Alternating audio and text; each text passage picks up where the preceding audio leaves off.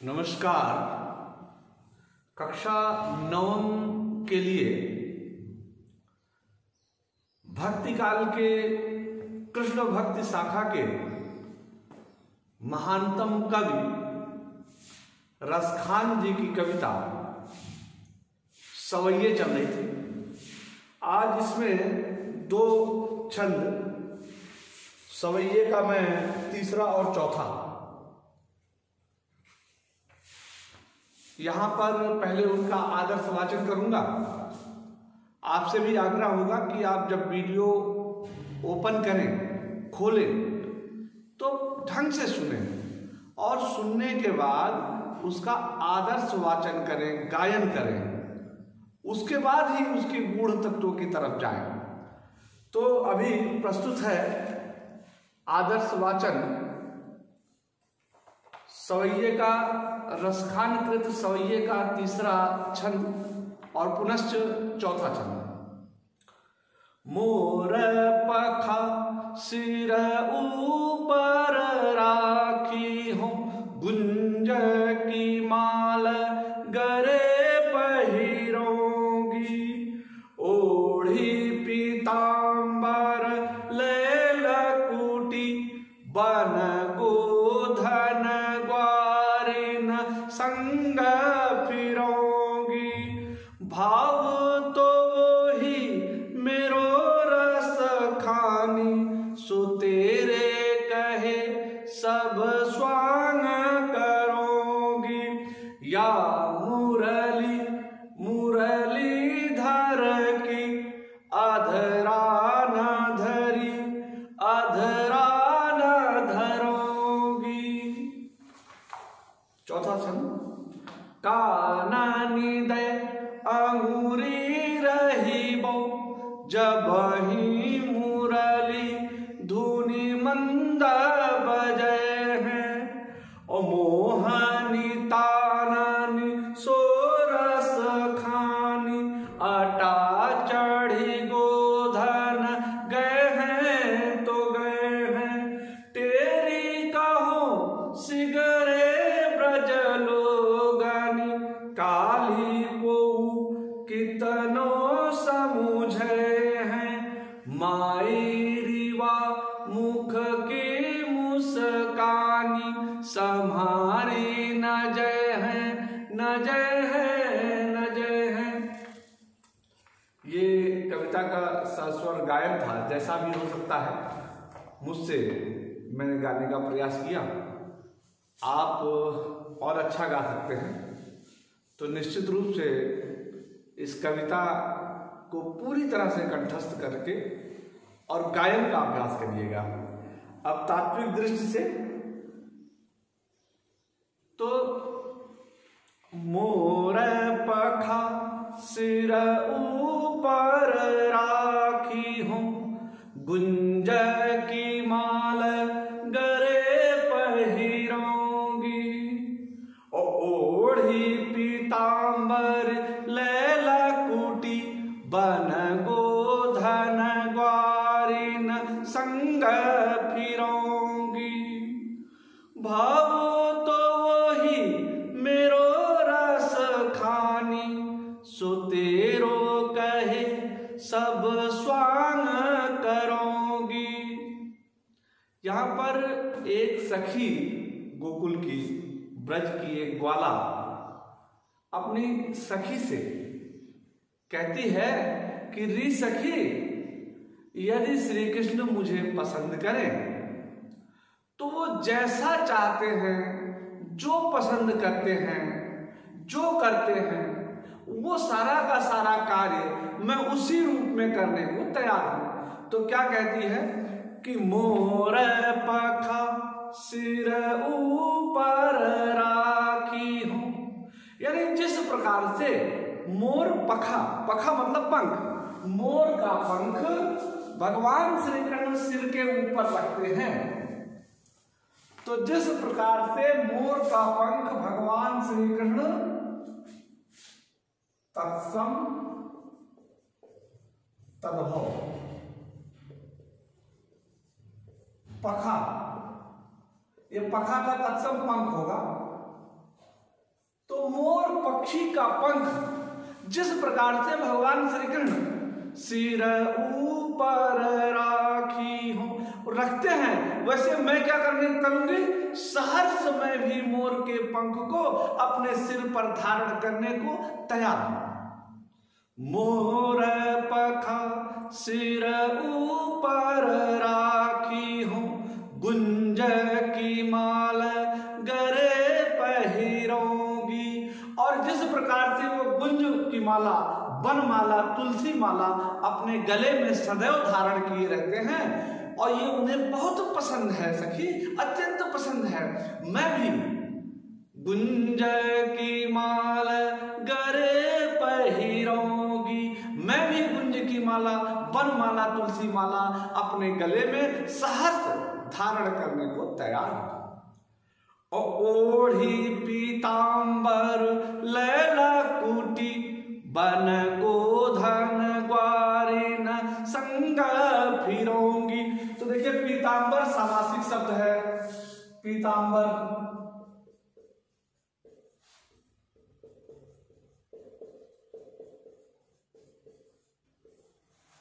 लय लकुटी में अनुप्रास अलंकार है।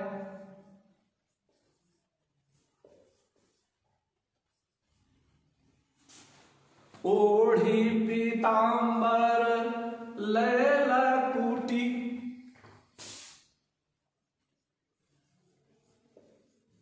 बन गोधन ग्वारिन, बन गोधन और ग्वारिन, बन गोधन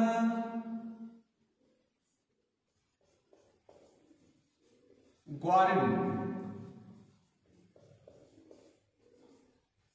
बन गोधन ग्वारिन संग फिरोंगी। ओ भाव तो ही मेरो रस खानी, सो तेरो कहे सब स्वांग करोगी। तो कहती है कि जिस प्रकार से श्री कृष्ण पीतांबर पीले वस्त्र को ओढ़ करके, पीतांबर यानी पीत वस्त्र, पीले हैं वस्त्र जिनके अर्थात श्री कृष्ण जी, तो ओढ़ी पीतांबर लैला कुटी, जिस प्रकार से वे पीत वस्त्र को ओढ़ करके, धारण करके और लय लकुटी हाथ में लकड़ी लेकर के, बन गोधन, बन मतलब जंगल में, गोधन मतलब गायों के साथ, ग्वारिन मतलब ग्वाल बालों के साथ फिरते रहते हैं, घूमते रहते हैं। ठीक उसी प्रकार से मैं भी, क्योंकि यह कार्य उन्हें बहुत पसंद है, पीत वस्त्र को धारण करना, लकुटी हाथ में लेना और गायों के साथ जंगल में ग्वाल बालों के साथ घूमना उन्हें अत्यंत प्रिय है। तो मैं भी इस कार्य को करने के लिए सहर्ष तैयार हूं। फिर देखिए क्या कहती है वो सखी अपने सखी से कि भाव तो ही मेरो रस खानी, सो तेरो कहे सब स्वांग करोगी। स्वांग मतलब अभिनय होता है। स्वांग, स्वांग का शाब्दिक अर्थ अभिनय। आज के जमाने में नाटक भी बोल सकते हैं, ड्रामा भी बोल सकते हैं।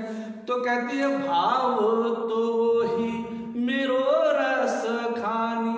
रसखान जी कहते हैं कि गोपी कहती है कि मेरे भी बिल्कुल वैसे ही भाव होंगे जैसे भाव श्री कृष्ण के होते हैं। बस एक बार अगर वो मुझे पसंद करें तो सब स्वांग करूंगी, सारा का सारा स्वांग अभिनय बिल्कुल वैसे ही करूंगी जैसा कि श्री कृष्ण करते हैं।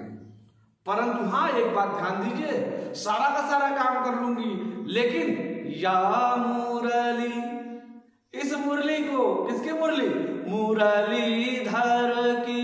मुरलीधर, मुरली को धारण करने वाले अर्थात भगवान श्री कृष्ण की मुरली को अधरा ना धरी, आज तक अधरा, अधर, अधर मतलब होठों पे, ना धरी नहीं रखी, अधरा ना धरूंगी और आगे भी अधरों पर नहीं रखूंगी। वो कहती सारा का सारा काम करूंगी, सब वैसे उसी रूप में करूंगी श्री कृष्ण को जितनी चीजें पसंद है। लेकिन यह मुरली जो श्री कृष्ण की मुरली है उन्हें अत्यंत प्रिय है और वे सदैव उसको अपने अधरों से लगाए रखते हैं। मैं बताती हूँ सखी कि उसे आज तक मैंने अपने अधरों से नहीं रखा और आगे भी नहीं रखूंगी। अधरा ना धरी अधरा ना धरूंगी। इस पंक्ति में सौतिया डाह दिखाई पड़ता है, क्योंकि गोपियां मुरली को सौत समझती थी। सौत तो आप लोग समझ रहे होंगे। तो सौत एक सौतन दूसरी अपनी सौत को जिस प्रकार से किसी भी स्थिति में नहीं पसंद करती, ठीक उसी प्रकार से वो गोपी कहती है, री सखी या मुरली मुरली धर की अधरा ना धरी अधरा ना धरूंगी।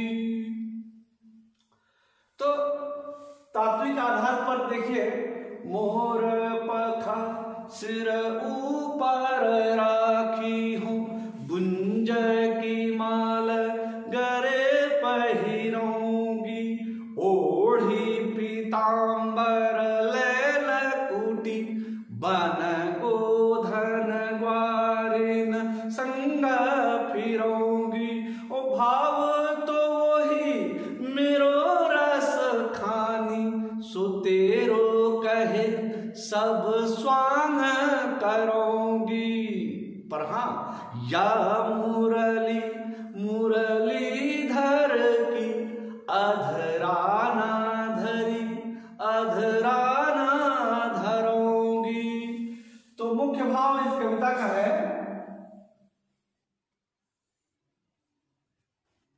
गोपी श्री कृष्ण को पसंद सारे कार्य को करने को तैयार है। श्री कृष्ण को प्रिय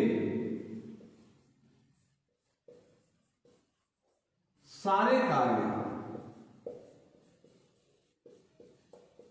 यथावत करने को तैयार है।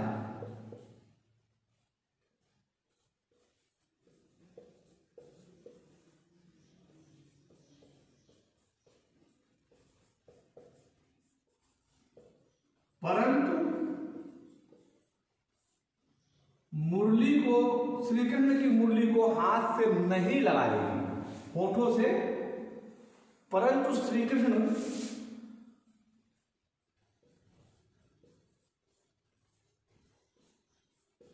की मुरली को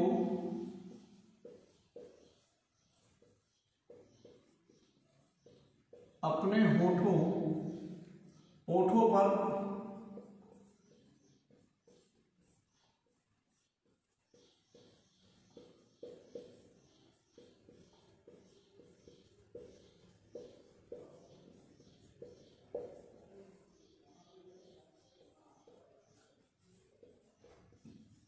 मना करती है।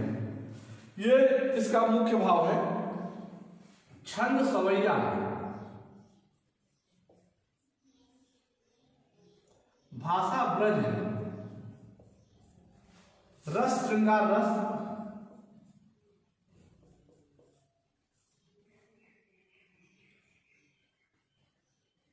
प्रसाद गुण,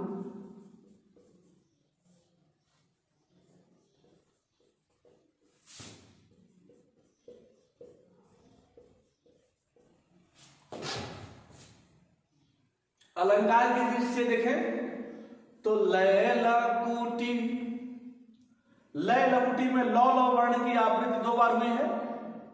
फिर बन गोधन 9 वर्ण की, और गोधन ग्वारिन में गौ वर्ण की आवृत्ति हुई है। तो यहां पर अनुप्रास है, और साथ ही यमक अलंकार या मुरली मुरलीधर की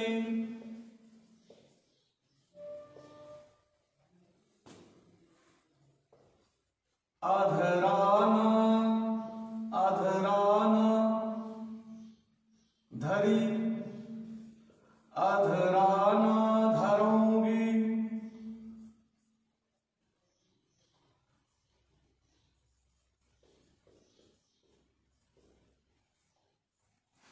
यमक अलंकार है।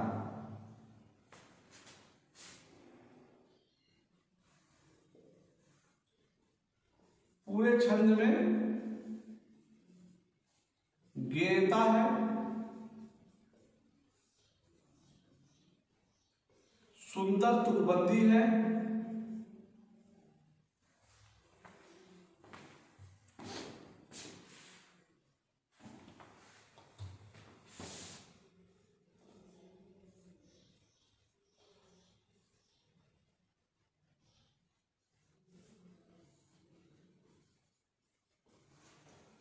कविता में स्वर मैत्री है। अब स्वर मैत्री क्या हुई? स्वर मैत्री यानी जैसे कि मोर पखा सिर ऊपर राखी हूं, गुंज की माल, एक दो तीन, गुंज की माल गरे पहिरोंगी। अभी देखिए पहिरोंगी, धरोंगी, ये सब तुकबंदी है। तो ये पहला छंद था इसमें।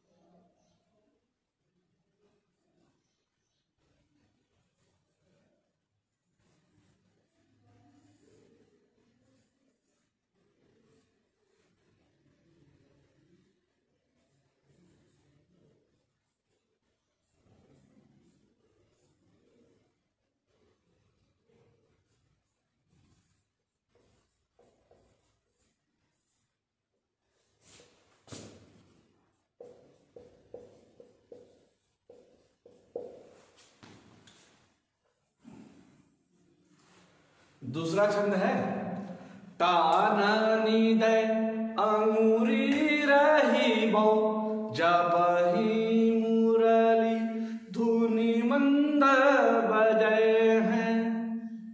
काननी दे अंगूरी रही बो, जब ही मुरली धुनी मंद बजे हैं। ओ मोहानी तानानी सोरस खानी, अटा चढ़ी गोधन गए हैं तो गए हैं।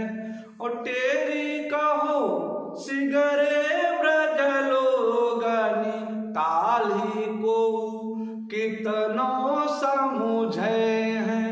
ओ माई रीवा मुख की मुस्कानी, सम्हारी न जय है न जय है न जय है। तो इसका मुख्य भाव है गोपियां श्री कृष्ण की मनमोहक मुस्कान के सामने स्वयं को विवश पाती हैं। गोपी श्री कृष्ण की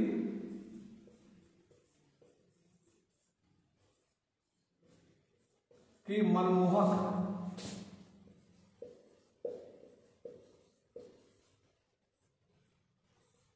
मुस्कुराहट के सामने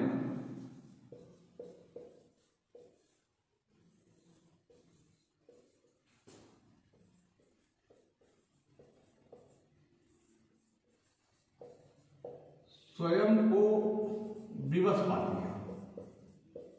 विवश बताती है।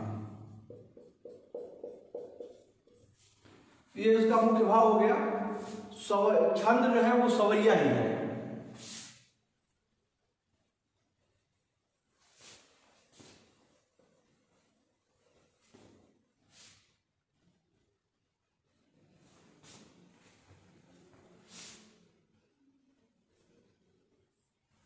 भाषा ब्रज है, कविता श्रृंगार रस की ही है, गुण प्रसाद एवं ओज गुण इसमें भी है। तो देखिए, एक जैसे श्री कृष्ण जी की जब भी मधुर मुरली की ध्वनि का क्या स्वर, मधुर स्वर सुनाई पड़ता था, तो सारी की सारी गोपियां अपने अपने घर को छोड़ करके उधर ही को चली जाती, मंत्रमुग्ध होकर के, बेसुध होकर के। अब घर में सारे जो पुरुष लोग थे वो अपने आप को अपमानित महसूस करते, अपनी अपनी पत्नियों को भी डांटते थे। पत्नियां जो है अपनी बच्चियों को डांटती, गोपियों को डांटती, माताएं। ऐसे ही एक गोपी अपनी माँ को, एक माँ अपनी गोपी को समझा रही है कि ये उचित नहीं है, लोक लाज की मर्यादा थोड़ी ध्यान देनी चाहिए। इस तरह से तुम इस उम्र में ऐसे ही मुरली के आगे, उनकी ध्वनि के आगे सीधे सीधे मंत्रमुग्ध होकर चली जाती हो, बेटा ये अच्छी बात नहीं है। तो वो समझाती है जब माँ, तो सुनते सुनते बेटी यानी गोपी अपनी माँ को कुछ वचन देती है और कुछ उन्हें समझाने का प्रयास करती है। कहती ठीक है माँ, तू जैसा कह रही मैं वैसा ही करने को तैयार हूं। आज के बाद से काननी दय अंगूरी रही बो। काननी मतलब कानों में। ये तत्सम देखिए, कानन श्लेष्ठ शब्द है, लेकिन यहां श्लेष अलंकार नहीं है इसमें। तो काननी, काननी मतलब कानों में। अंगुली, अंगुली मतलब अंगुली। तो कहती है काननी दे अंगुरी रही बो, मैं अपने कानों में उंगली लगा दूंगी मां। कब? जब ही मुरली धुनी मंद बजे है।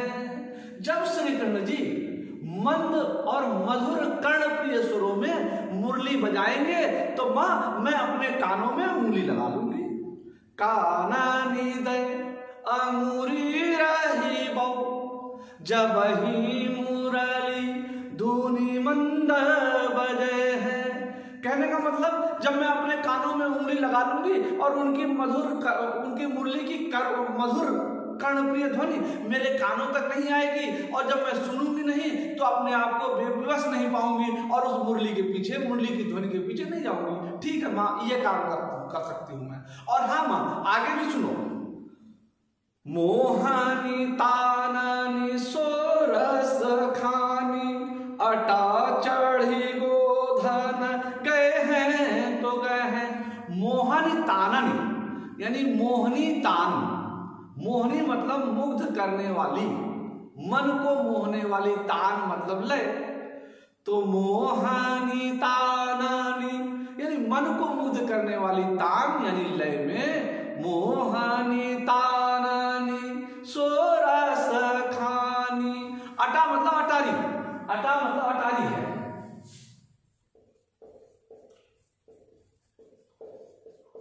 अटारी पर चढ़कर श्री कृष्ण जी क्या करते थे? मोहनी, मन को मोह लेने वाली तान यानी लय में गोधन गीत गाते थे। तो कहती है कि मोहनी तानानी सोरस खानी, अटा चढ़ी गोधन गए हैं तो गए हैं। हे मां, अटारी पर चढ़ करके मोहन श्री कृष्ण अपनी मोहनी तान में मधुर कर्णप्रिय गोधन गीत गाएंगे तो गाते रहे। गए हैं तो गए हैं, मैंने तो अपने कानों में उंगली लगा रखा है। फिर क्या कहती है कि तेरी कहो सिगरे ब्रज लोगनी। तेरी मतलब चिल्ला चिल्ला करके, आवाज लगा करके कह रही हूं मैं। सिगरे मतलब सारे के सारे, सिगरे, सिगरे मतलब सारे के सारे। ब्रज लोग यानी ब्रज के लोग सुन लो, तेरी कहो, मैं ऊंची आवाज में बोल रही हूं, सारे के सारे ब्रज के लोग सुन लो। काल ही को कितनो समझे हैं, कल कोई कितना भी समझाएगा, लेकिन क्या कहती है, माई वा मुख की मुस्कानी सम्हारी न जय है, न जय है, न जय है। हे मां, अगर वो मुस्कुराते हुए स्वयं मेरे सामने खड़े हो गए तो कल चाहे कोई कुछ भी कहे, मैं उनकी मोहक मुस्कान के सामने अपने आप को विवश पाऊंगी और उनके पीछे पीछे चली जाऊंगी।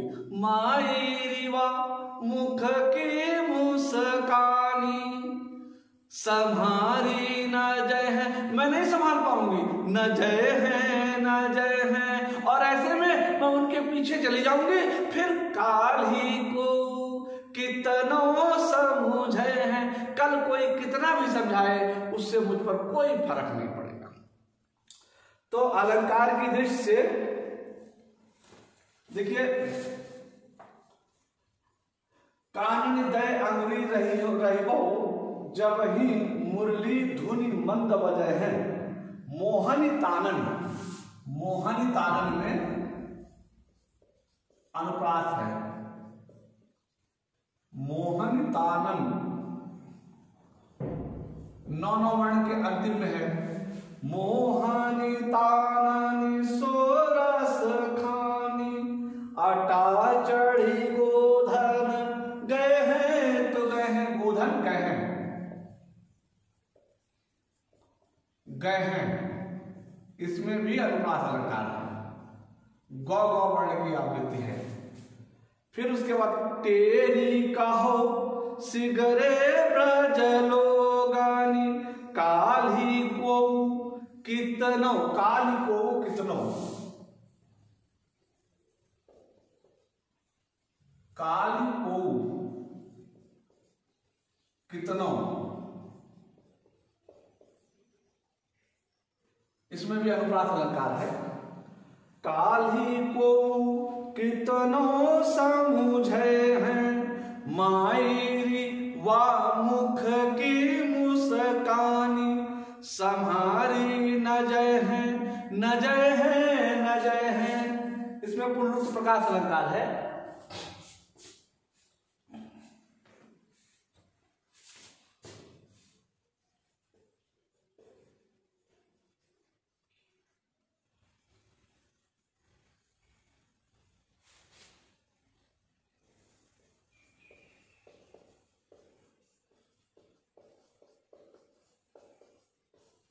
न जय है, न जय है,